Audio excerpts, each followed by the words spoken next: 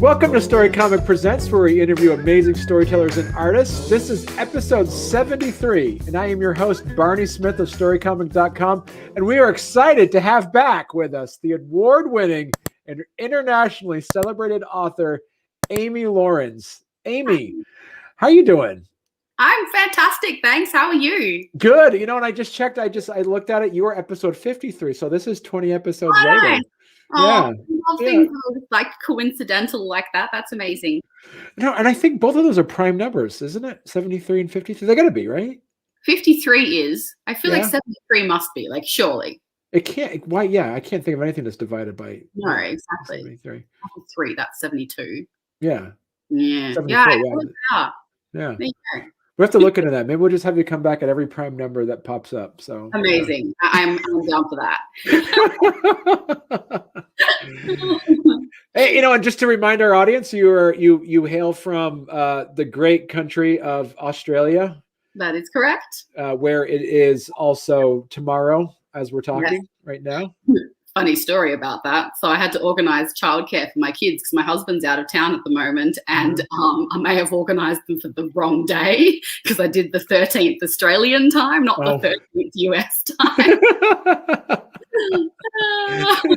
And that's right. So yeah, I mean, to be fair, you're talking to me from yesterday. So instead of you talking to us from tomorrow, we're talking to you from yesterday right now. Yeah, so. That's it. I'm looking back at my past last night right now. Good thing it was a good day. I'm happy to remember that one. So yeah, and before we went on the air, we're chatting about some of your new books, and you are, as we mentioned, in episode 53. You with Inkprint Press and amylawrence.com, you're putting stuff out, at an envious speed for where most authors would be at. I'm so glad it comes across that way, because I really feel a lot of the time that I'm just like not releasing decent length things often enough. So I'm glad it comes across that way. All part of my cunning plan. Well, I mean, as a matter of fact, too, is like what you had since we talked last year. You've already published another book called The Rush Job, which is a science fiction book. Do you want to talk to our audience a little bit about that? Yeah, there you go. Bring it right up. This is it. Yeah, this is my pretty baby here. I love the cover. I'm so excited about it. So yeah, this one I'm really excited about this because this is the first release that I have in what's called my Witch Blue universe. And that's witch as in like WITCH, a witch blue. Okay. And this is a sci-fi universe that I've been kicking around for, I don't know, maybe 5 years or so now. And every time I mention it, everyone gets really excited about it because it is sci-fi with superpowers. And the superpowers that you get are based on your Myers-Briggs personality type. Okay. And I was super into all of that with my dad when I was younger. Like, it was just a little bonding thing that we used to have, talking about like personality styles and quizzes and things like that. And so he taught me the whole Myers-Briggs system. And I really designed the superpowers to try and make them as attractive as possible to that particular type of person, if that makes sense. Oh, that's awesome. Okay. Yeah. So every time I mention it and like tell people what their superpowers would end up being, most of the time people are like, oh my gosh, that's so cool. I got the coolest superpowers. I'm like, yes, my system is working. That's right. So this one doesn't go into that a lot because this is kind of peripheral to the main world, like the main. Okay. Universe. We're talking like universe sized here, and like the Witch Blue stuff happens off over here, and that's going to be the main series. Okay. And then often like normal person space is a space station, Aphelion, which is really famous for being like the space station of the galaxy. It's neutral territory. You can get anything there. And this is a story set on that space station. And I have a couple of other short novellas that will be set on that space station as well. And so that's kind of like a running thing in the background of what will be the main series. Wow, that's amazing. And people can get that book now, right? You can. That's on Kindle and on Amazon. And they can grab it at any of your favorite retailers online. Will carry Rush Job. Okay. And so what was your decision on having, as you say, introducing this world What made you decide to do something as a novella first to introduce people instead of diving straight into the main story arc? So I have like two very distinct hats that I wear when I deal with publishing and writing business. And there is writer me and there is publisher me. And publisher me looks at things and goes, you know what? We should make sensible career decisions. We should write book 1 first, and then we should write book 2. And then we should not get distracted by 3 other series because we should write book 3. Author me is over here being like, yeah, you know what? I feel like writing this. And now I don't anymore, so I'm going to write this one. And publisher me is left scrambling going, okay, well, what do I do? Do I sit on these stories that have been written and just like hold them indefinitely until writer Amy has done something sensible, or do we just release them and let them be what they are? For me, the release of the book is like, yes, it is finished. I am now done. Tick this off my list of things to do. I have achieved the thing. It's finished. I'm done. And so I do like to release them when I've done them, even if it's not necessarily the most sensible order. Case in point, this one here. Where is it? Trust Issues, that came out in 2019, I think, maybe early 2020, about a year ago. This one came out, and this is book 1.5 in a series that I haven't written yet. I know what happens. Like, I have the series planned out in my head, and I've written the first draft of the first book a couple of times. I've got the first and second drafts, but this one just came, and it's about the same length as this one. Just came together and just worked. And I'm like, look, it stands alone well enough. Let's just run with it. Right. I find stories of this length, which is about 10,000 words or about 70, 75 pages. Okay. I find them a really good palate cleanser when I'm transitioning between big projects. They're just that little bit longer than a short story, which allows me to dig into some plot development and some character development more, and to really, I find them really useful for exploring the world. Okay. Like, even though this is not the main series and doesn't really interact with the timeline of the main series at all, I still had to do a lot of work in terms of like developing the slang that they would use, really digging deep into the attitudes between the regular people and the witches who have the superpowers. And because it's told from the perspective of the regular people, like, well, how are they going to talk about the witches and what's their perspective going to be? So it really does force me to do a lot of that around the edges world building work that becomes really useful then when I do get into the main series. So, okay. Yeah. So the only reason I haven't started the main Witch Blue series yet is because I just have, pardon me, I have too many others in the queue that are still open that I haven't finished yet. And I need to finish those series before I'm allowed to go and play in something else again. So as you mentioned, I think when we talked about a couple months ago, it's like the luxury of self-publishing is that you can do it at your own pace. Exactly. So hypothetically speaking, what would you do if, say, like a publishing house says, I like this Witch Blue series. We want to commission you to, we want to hire you to, we want to have you write this. Would you ever say, would there be a money number, or would there ever be something that would make you say, yes, I will work with a publishing company on this particular series? Or would you just never do that? These days, I mean, everything's available for a price, and anyone who tells you otherwise is fooling themselves. Legit, like, we know this is a thing, right? You know, everyone has a price at some point, and whether that's, you know, a monetary price or an intangible price of some description. And I think that it is useful to be self-aware enough to understand what your prices are, you know? Right. Yeah. I am very wary of traditional publishing. Lots of people have really good experiences there, and that's fantastic, and I'm super happy for them. And I'm not saying it's, you know, your journey is your own journey, and it's not up to me to dictate what that should be. Yeah. But the constant mergers between the big houses and the fact that they're mostly owned now by multinationals that are more interested in the acquisition of intellectual property to pad the company value rather than to actually faithfully exploit that IP and bring it to market. Yeah. If I had something that was good enough that it would interest, you know, a big publishing house like that, good enough that it would interest a big publishing house like that, then I would have to be like, okay, well, what is the benefit in me giving up the vast majority of my royalties to them? If it's that good, then I just, you have to be a lot more patient with indie publishing, obviously, because it's not going to generate that automatic instant buzz that you're going to get from a marketing push from a publisher. But word of mouth is still what sells, and traditional publishers know that as well. So if you write something that is really amazing, it's going to get out there, it's going to spread. You just have to be a little bit more patient, either that or throw money at it yourself when you're an indie publisher, and that's not an option for me. So I'm just sitting here being patient. So what would they have to offer me in order for me to actually come on board? I mean, unrealistic amounts of money. I would be willing to cut, because this is the thing, you have to plan for success.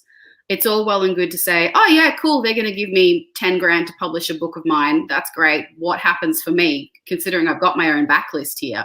What happens if that's my one book that breaks out, gets film options and deals and blah, blah, blah, blah, blah. And because of a bad contract, because I was happy for the $10,000, I've now signed away any ability to share in that future success, Yeah. So yeah, we'd be talking like 7 figures at least. To make it worth your while, sure, yeah. Throw me $1 million, maybe $500,000 for one book. I could probably be bought for that much at this point in my career. Now, I don't know if we talked about this last year. I mean, a few months ago. Do you, when it comes down to it, you have a pretty good, an amazing, website, not just on amylawrence.com, but also on your inkprintpress.com, which you work with. Yep. Now, let me ask you, is like pre-pandemic, did you actually ever do book shows, or did you ever do like book conventions, and how do you see book conventions and things happening post-pandemic, and what would you be doing during those times?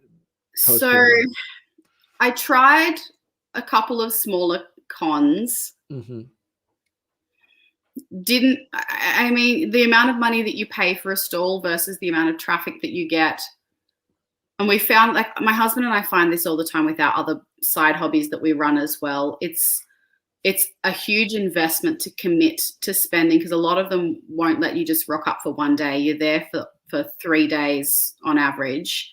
Right. So 3 days of your time. It's the money for the stall in the first place as well. And I find that it's a really big investment for how much return you actually get. Okay. What I had more success with was actually just regular book signings. I have a really fantastic indie bookstore here in Canberra called Harry Hartog, and they are super supportive of local authors. They stock all my books and restock them consistently, and they were really supportive at running really effective book signings. And I would have like 50, 70 people show up, because I have a relatively good network of personal contacts as well. And I would make enough money that it's worth having the in-person book signings. Now, obviously, COVID paid to that. And last year I was not able to launch the Fox book in person at Harry Hartog as I had planned to do. And so at the prompting of some other research that I was doing, I made the decision actually to run a Kickstarter for it instead. Right, yeah. And that worked incredibly well. We raised about $3,500, which is a lot more sales. I mean, that's not profit, but that's gross sales. But it's still a lot more gross sales than I would have got from an in-store book signing. And what I found really interesting is that it was almost entirely a whole new audience to my work. It was about 75% new customers and 25% regulars, if that makes sense. Yeah. And so Inkprint Press has run a bunch of Kickstarters now. I think we've just run our 5th campaign, just wrapped up about 3 weeks ago. And yeah, that's been a really interesting experience and really valuable, I think. And I think we're at the point now where that's just going to become a standard part of our launch procedure, and that we're going to do a Kickstarter for the launch of each main series and main titles just as standard practice, because that at the moment seems to be really effectively filling that space that a book signing would have filled otherwise. Right. Yeah. And what would you say kind of the benefits? Because your the enormous series of different books that you've written, is there a strategy on? I guess my question is that what's the benefits and drawbacks of having multiple books? Being able to not be pigeonholed, but then again, when you have multiple series and multiple books, is it hard to pick that masthead series or books to say, Yeah. I'm kind of want to steer you over this direction? How does that work for you? Yeah, it's definitely a challenge, and I knew that going in. And a lot of the research and advice that I had read from professional authors was basically, if you're going to jump early and jump often, so that way your readers, you build a readership around you as a brand and an author, rather than around a particular style of series that you're working on, which I think is really solid advice. I mean, you look at the most extreme example possible, which is J.K. Rowling. And after writing Harry Potter, literally has not been able to write anything else under her name, So yeah, that was always the advice that I had read, was if you're going to jump early, jump often, so that readers expect that as part of your brand. Wow, and the other thing that I have found then from actually doing that, because I always knew I was going to jump. We talked about that. This is the reason why I have a book 1.5 out before I have the rest of the series, right? I lean into that ADHD aspect, and I mean that literally, not figuratively, of my brain and its functionings, and that's just where we go with the writing. I've got to be interested, I've got to be invested in the book that I'm writing in at the time, and that means writing what I feel like writing, not necessarily what is the best and smartest marketing decision. So I knew that jumping was going to be a feature.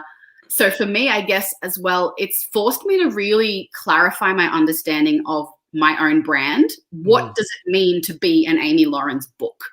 Right. Regardless of the genre trappings that are around that, what is actually at the heart and the core of the story that you can expect consistently when you come to my work, regardless of what form that might actually take.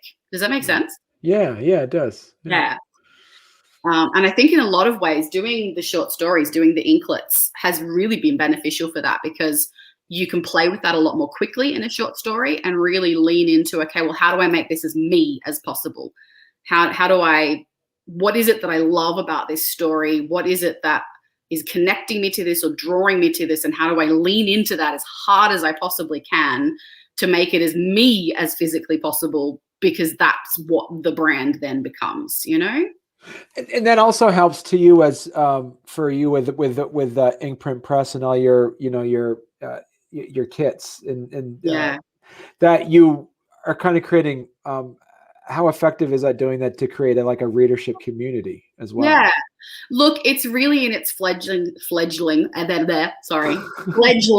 stage at the moment. So what you're referring to obviously is our fan kits that we do at Inkprint Press, which, just in case anyone doesn't know what that is, it's like when you subscribe to a book box and you get a book box come to you often every month, and you get the hardcover signed edition of the book. Yeah, here we go. Unfortunately, we don't have pretty photos of them yet. That's something that I'm working on. And so you get the box and you get a bunch of goodies inside the box. And most companies do that based just on a generic theme. And so it will be like Valentine's Love in February. And so you'll have a romance novel and you'll have a bunch of things that relate to other famous, well-known romance novels as well. Okay. We've taken that and we've put a spin on it, because instead of just having a collection of things around a theme, our items are collected around the book. Oh, okay. And so when you get the fan kit for example, Rush Job here, which is a mini fan kit because it's only a mini title, you get the signed copy of the book, and then you get 5 or 6 other items that are directly related to the book itself. Oh, that is really cool.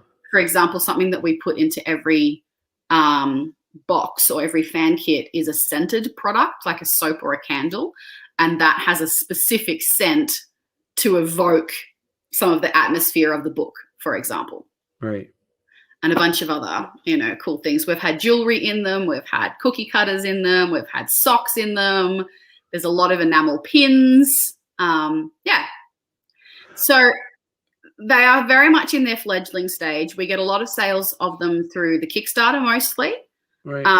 Not many sales apart from outside the Kickstarter yet, but I think that that's largely to do with the fact that we're not advertising them well. I need to add more information to that page about possible items that you might receive and put up some pretty photos and things like that. Right. But that aspect of things really was just because I wanted to and it was fun. I'm like, yes, it's a vaguely plausible marketing ploy, and I really, really, really want to do it because it's so much fun. So, you know. What I find fascinating too, and this is something that you don't see very often, is that you also have a Braille option for your books. So Liana in particular is quite involved with accessibility and things like that. She has a chronic degenerative illness herself. She has Ehlers-Danlos syndrome, and has dealt with special needs as a parent as well. I am a high school teacher, and so I see things at the other end. I see that in the classroom. Both of my kids have had interesting approaches to reading that have necessitated like some occupational therapy for vision and things like that. Like they don't need glasses or anything. They just had tracking problems and things like that. So it's not like they're not vision impaired, but it just did impact their ability to learn to read. And Liana and I are both neurodivergent. So incorporating accessibility and things like that is something that is really personal to us and we find really important and really valuable. So we actually partner with a Braille company in the US, and they do all of the translation and things for us, and they make the process so easy. Literally all we have to do is send them the order, send them the PDF of the book that we need translated, and within 2 to 3 weeks they translate the book for us into Braille and ship it out for free to the person who's ordered it. So do you see that too, like talking from the publisher perspective of that, the hat you wear for this, do you make that part of the kind of the mission statement of Inkprint Press for making sure accessibility happens? It's not something that we've ever like articulated, I guess, as part of our actual brand, like vision statement or anything like that. But, you know, as I said, it's something that's really personally relevant to both of us. So it's kind of just like a natural and coming at it from a business perspective as well. As an indie author, part of being successful as an indie author is exploiting as many income streams as you possibly can. And that means also exploiting as many formats as you can. You know, we don't have the budget right now to make our stuff available in audio, but it's definitely on the cards for as soon as we can afford to do that. Yeah. And that's another way of making it accessible as well. And then we have the Braille, which has been super easy for us to do. And so why not do it and have that available, you know? And we're in the process at the moment of starting to schedule translation of a lot of our works into large print so that we have large print versions of everything as well. So I saw that the initial is there like an initial investment cost that you end up having to eat as a publisher, because you list the books, like, you know, a small book's like $45 and the large book's around $85. Is that that's a normal price for Braille books? That is unfortunately a normal price for a Braille book. Yeah. A full length novel averages between about $90 and $120 for a full length novel. Those prices, there's no investment up front for us with the Braille, which is why it was so easy for us to make it accessible. Okay, good. Those prices that you see are literally the cost of the book plus about $5 for us. Wow. Okay. So, you know, we were really committed to not inflating the prices unnecessarily as well, because Braille books are already expensive as it is. So no, you know, the vast majority of that expense that you're seeing there is literally just the cost of translating and physically printing and binding the Braille book. Yeah. So another YouTuber here, the Daily Dan blog. So here, Amy, you should check out his channel. He does Sasquatch hunting and things. He does good stuff. He mentioned I listen to audiobooks. And is there something that you look at too, is to do make audiobook versions of your books? I would absolutely love to do audiobook versions of our books, and that's been on our agenda on an almost monthly basis for about 2 years now. But unfortunately with audiobooks, there is a really significant upfront cost. Even to translate something like this into audio is going to cost us about $300. Jeez Louise. Yeah, that's it. Exactly. One of these novels here. So to do, that's sort of an average length title there, that one. Yeah. It's about 350 pages, I think, if I remember. 320, I was close. 90,000 words, that's about $900. Wow. Yeah, done as an audio book. So, and that's just kind of like you're getting your, your kind of your average run-of-the-mill narrator, not one of your higher end ones. Yeah. I looked into it with this one, and for the narrator, for my preferred narrator, out of all the options that were offered to me, it was going to cost me about $600 to do this one. Louise. So, I mean, this is actually a good advertisement to tell people, if you have a good voice and good at speaking, you should go into narrating audiobooks. That's it. Yeah. The only thing stopping me from training myself to do our own audiobooks is just the fact that I have a lot of balls in the air that I'm juggling at the moment. If I can put a couple of those balls aside and have the time to do it, because I've heard that you need to allow between 3 and 4 hours of work per finished hour of audio. Wow. If someday I can come up with that time, I'd be really keen to read ours myself, or at least read mine myself. I think it's really cool also when you hear the book read by the author, because you hear so much of how they intended the inflection to come across. And I really love reading aloud. So it would not be stressful for me at all. It's but at the moment, so audio's on the cards, but it's either a time or a money thing.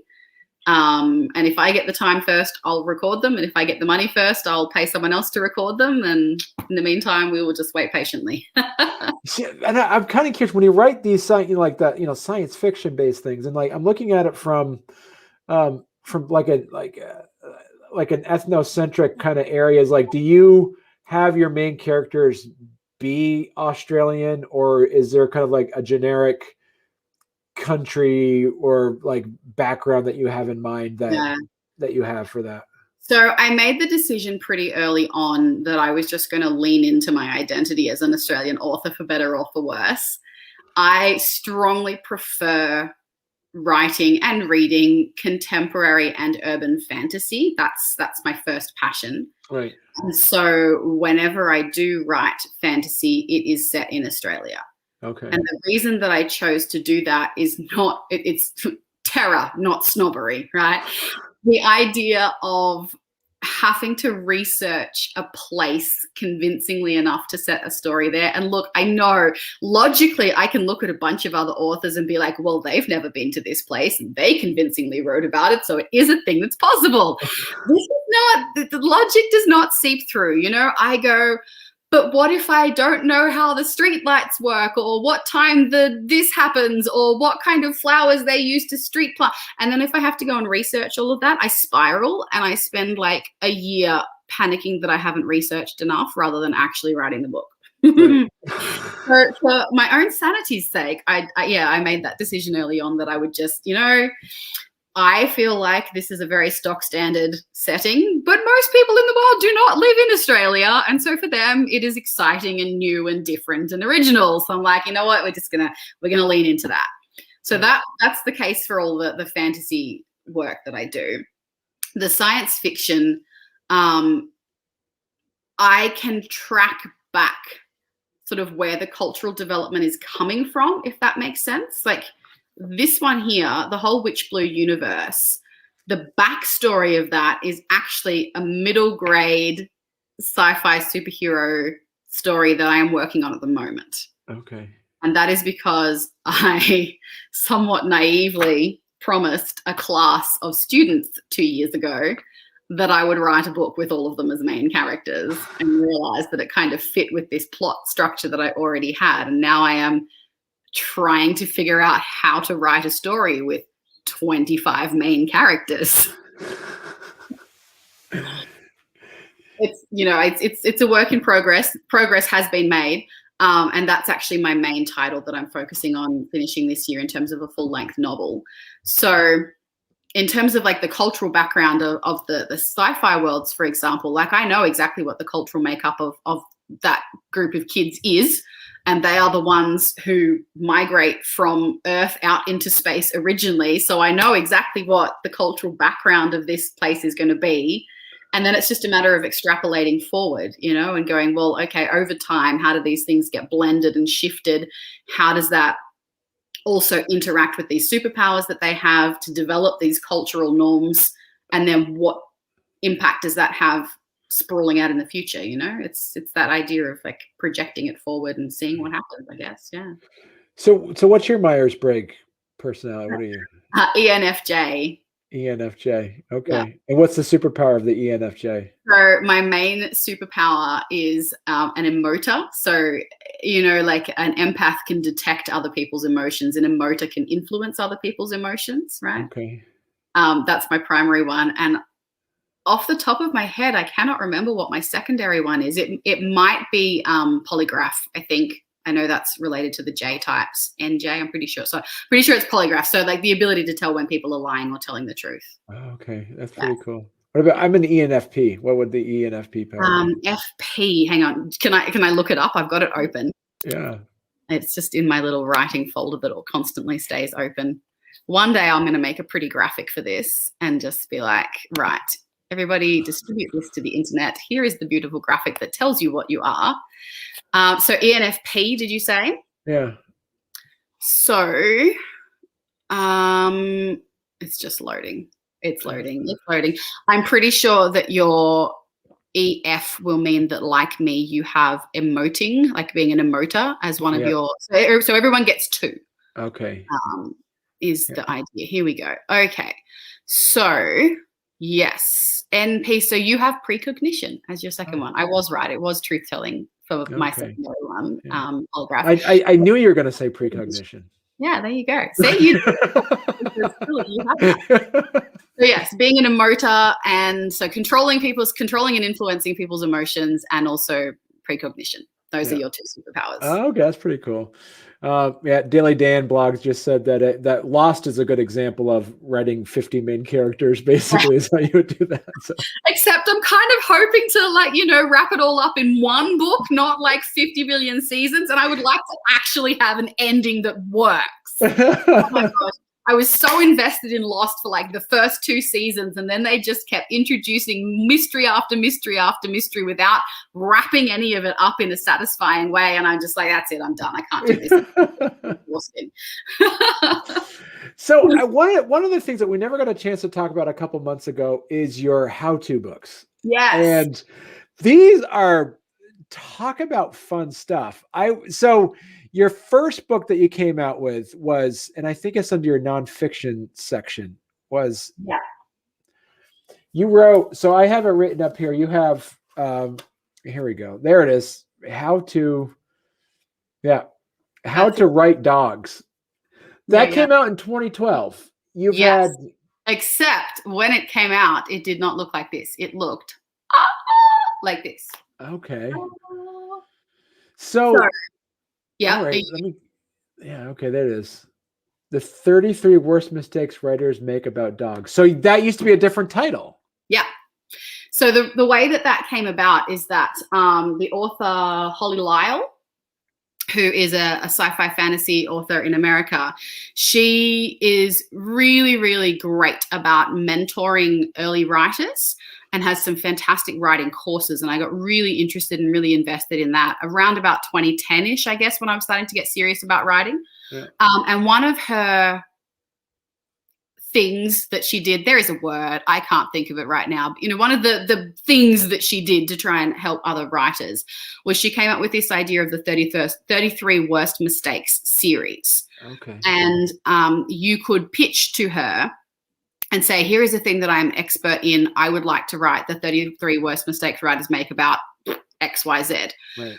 And based on that pitch, she would approve or not, and then would mentor you through the process of writing that book and then publishing it as part of the series, and would have them available as a series online. And this was back in like the really early days of Indian online publishing. And so having that kind of venue where you could easily access online ebooks and you could be part of it was a pretty big deal. And so that's why I wrote that one originally. And then when that kind of all fizzled, as sometimes these things do, By that point, I had written. So the story of these books goes that after I had my son back in 2012, I ended up with postnatal depression, and I couldn't write fiction. And so at the end of that year, a friend of mine, Krista Ball, who's also an indie author, suggested to me that I take all these nonfiction things that I had been talking about and turn them into a book. And so I did the research and I wrote a book called From the Ground Up. And it was all about world building and how the climate, the map that you draw influences the climate that your population lives in, which therefore influences their culture and the kind of plant and animal life that you're going to get as well. And so I wrote that, and it went to a publisher, but it ended up bouncing back to me because it was long and complicated, and it took a very long time, and they didn't really do anything with it. I mean, they did, and they were lovely to work with. But long story short, I asked for my rights back and got them back, and then was like, I have this 100,000 word piece of researched thing that I have to try and somehow edit and fact check. And oh my gosh, what have I just done? And at that point, I was like, the only way I can manage this is actually to chunk it. And so I split it into chunks. And here are the 3 chunks that stood alone, you know? And so that's How to Create Cultures, that came out in June 2019. Yep. How to Create Life came out in November 2019. Yep. And How to Map came out in August 2020. Yep, that's the one. Okay. All right. So, and it is completely backwards because How to Map is supposed to be the first section in the book, but it was the most complicated to get experts in to help me fact check. Right. And so that's the one that took the longest to put together, whereas Cultures and Life, they were easy to find experts to help me fact check them, and so they got done faster, and so they came out first, basically. So if someone's interested in purchasing these books, they can just go to amylawrence.com and just click on that, and they'll... I think so. Do you want to click on that and let me know? Because I've done a bunch of site admin work last week. Yep, there we go. I can do that. It is. Yes, you can purchase the ebooks and the print books, but I'll be shipping it from Australia, so don't feel you have to purchase a print book from Australia. But yeah, the ebooks are all there and available straight from the website. All right, cool. Yeah, so I figured if I was doing a bunch of nonfiction, I might as well make it a series, and so that's why I recovered that one to then match the series. It's the same content. It's just been repackaged and rebranded. And so, but then you had How to Theme came out in 2018. That's right. Yeah, there it is. So this one was literally because I'm an English teacher, and so theme is my thing. And lots of authors are really intimidated by what theme is and how theme works in their writing and what it actually means and all that sort of thing. For me, and I actually wrote a post on this about 2 weeks ago on my blog, actually. You can probably scroll back and find it if you're super keen. Just comparing and contrasting the different ways that Liana Brooks, who is my writing and business partner, and I actually go about planning stories. She's very much, I guess, what you would traditionally expect of like, well, plot arc, character arc, here's my twists, here's my structure, get all that together. And then a pantser, right? And then the pantser, is that the other term? Yeah. But even when I'm pantsing, the only way I can do that and still stay focused is by actually knowing what my theme is. It's like, well, what am I actually trying to say with this story? What's the point that I'm trying to make? Yeah. And so she works really well on that intermediate level, and I work on either like the complete upper level or the micro of like, here are the words and let's do the line edits, which is why we work together so well as a team in the publishing, because she does the developmental edits and I do the line edits, and it works brilliantly. You know, we're very fortunate like that. But yeah, that's why I wrote How to Theme, which was just something I wrote. The whole thing is available for free on my blog. If you go to, there's a drop down menu for books. There's freebies, as a freebies page. Books at the top there in the middle, and then free stuff. That's the one. And yeah, there's a link there to where you can read most of this for free. The bonus stuff at the back is not there because you've got to have some incentive to buy the book, right? Sure. Yeah. But you can read the main meat of it right there for free on the blog. So, okay. Yeah. Get stuck into it. It's useful. Is this all for your how-to books, or are you going to have? Do you have ideas for more? No, for sure. I'm not sure. I'm not sure how soon I'll end up doing like another ink print writers one specifically. I feel like the kinds of things that I have to say about writing at the moment are better served as blog posts or articles rather than a full book per se. Mm. But I certainly have more nonfiction stuff in the works. I've got some religious nonfiction that I'm wanting to write, and I think one of those titles might come out at the end of this year. And again, that'll just be, short little titles like this. And I've also got some nonfiction books that I am loosely plotting at the moment. I'm in that stage where you've got the document and you've got the possible chapter headings and you're kind of filling in the ideas and starting to think about doing the research and things. So the two in particular is one about organizational methods, because I get asked a lot about how do you do it all? I'm like, well, one of the keys is regularly scheduled mental breakdowns. So you can schedule that one into your time. But seriously, I have a lot of balls juggling in the air. I've got 2 primary school aged kids. I work full-time as a teacher. I am Ink Print Press. Everything that you see that happens from Ink Print Press is me doing that, including all like the social media feeds and the website work and all of that. I write. My husband and I have a bit of a side hobby, sewing baby products and like baby playmats and things that we sell on Etsy, supporting my husband who's just started up his business, the Black Kookaburra, a year ago, designing pins and socks and things like that. Cakes. I do cakes as well. If you follow me on any of the social media feeds, you'll see my cakes on a semi-regular basis. I saw some blog posts about cakes. Yeah. So the whole how do you do all of this is a reasonably regular question that I get asked. And so one of the nonfiction books that I'm working with is like, well, how actually do I do this? What actually are my strategies for doing all of this, up to and including the regularly scheduled monthly breakdown, and how do you allow for that and incorporate that, Right. Yeah. So that's one. And the other one that I'm working on, which is really, really, it's a real heart book, if that makes sense. Yeah. It's going to be called 3/4 Perfect. And it's really seeking to deconstruct this idea that we live with in a 4th stage capitalist gig economy of you always have to try your best, and if you're not working to 100% capacity 100% of the time, then you're a failure.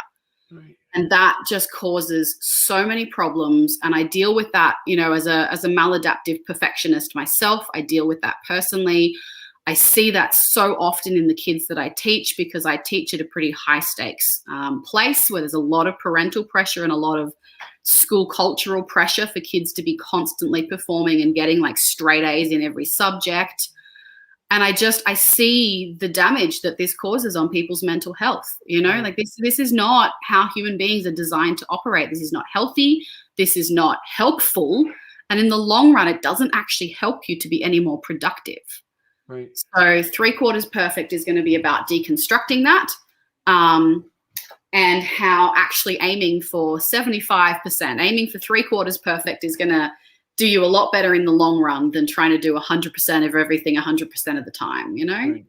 Yeah. Well, and that's a good point. I was talking about it a couple of weeks ago, is that it's like, as authors and artists, and like we're living in this constantly in 2 worlds, where one side you listen to advice, you're like, you only got so many minutes in the day, you just got to you got to plug. And then the other side is like, take your time, relax. If you're not into it, don't worry about it. Like and I think as creatives, you're just always constantly getting pulled in those 2 separate directions all the time.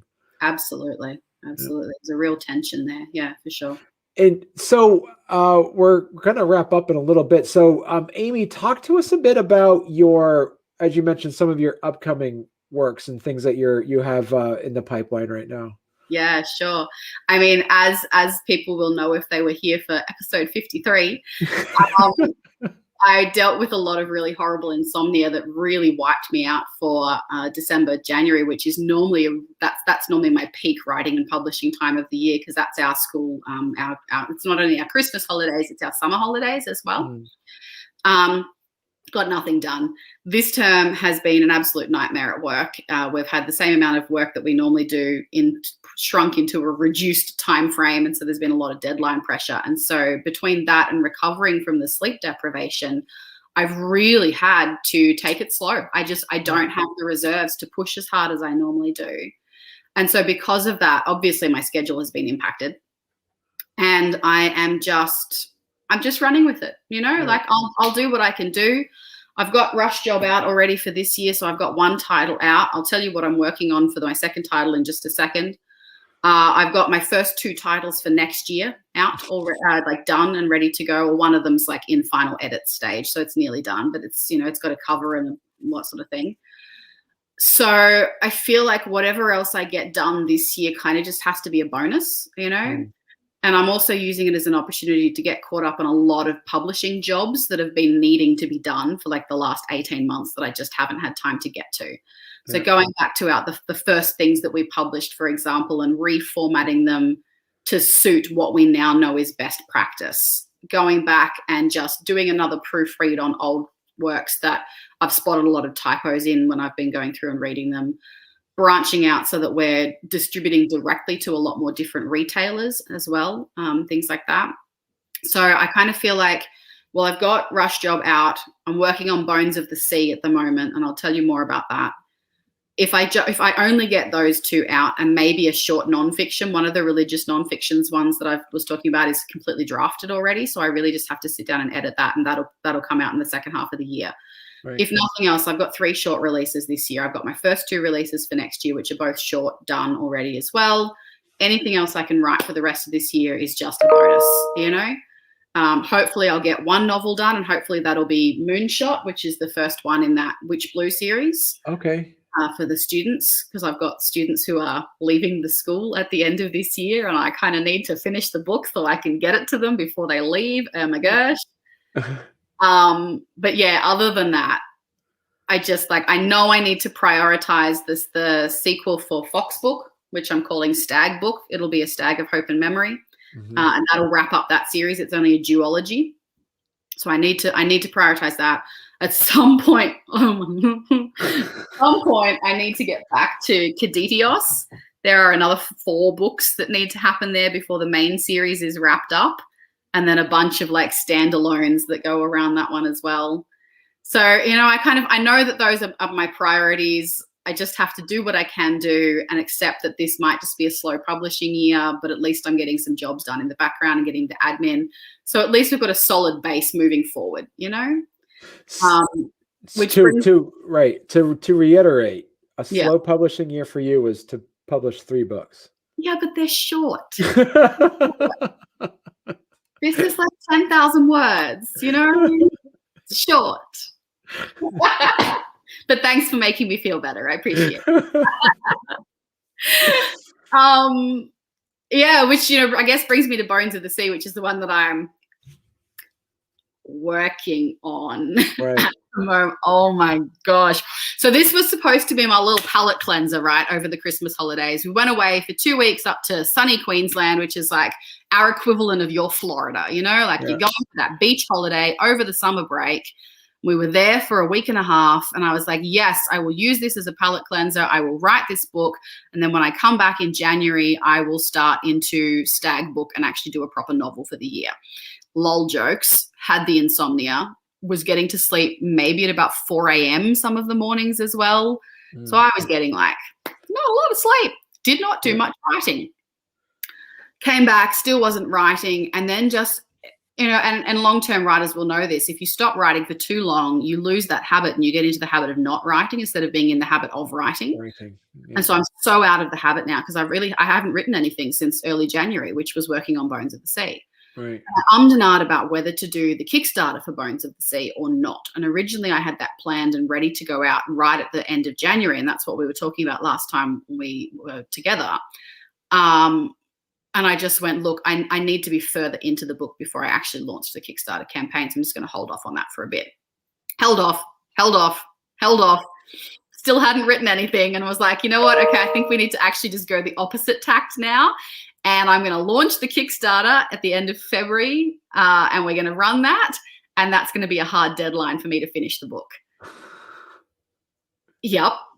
Finish the Kickstarter. Have the money for the Kickstarter. The book is due to Kickstarter backers at the end of this month, which cunning readers will note is like just over 2 weeks away. Have I finished the book? Have I finished the book? I have not finished the book. It's not close to being finished. I mean, I've got 15,000 words in it to go because it's only going to be a short title as well. Right. And I've mapped out a whole bunch of what comes next, but I really have not finished the book. Well, look, you have it listed already, right? So I know this was further motivation. I did that last week because I'm like, look, this is a hard deadline, Amy. You got to hit this deadline. So I'm giving myself as many places as possible. I even went to the retailers last week and put it up officially for pre-order at all of the places. Yeah. So it is available for pre-order.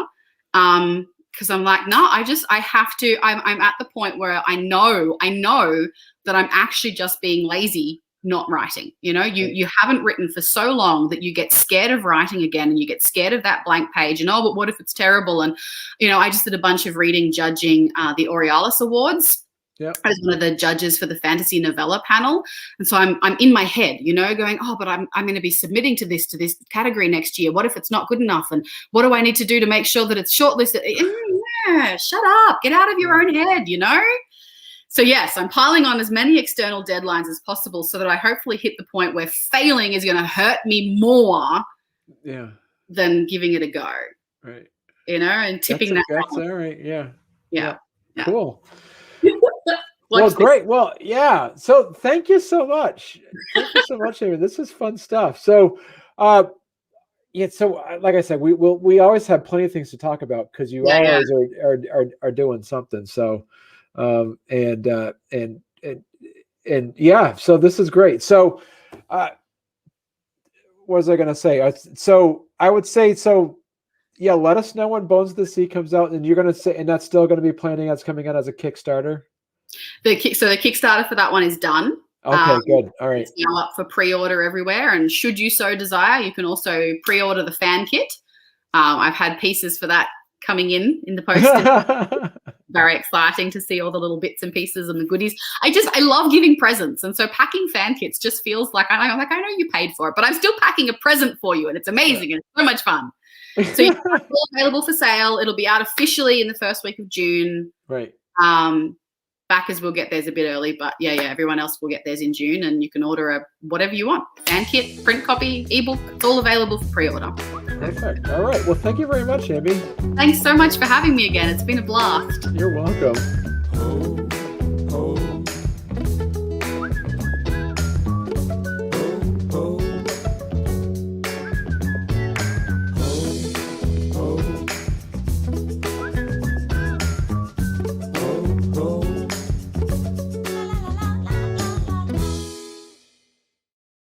Good. And I like, so do you actually like, do you always have anytime you do something like this, you always take the books with you? That's always like your standard background as you do it?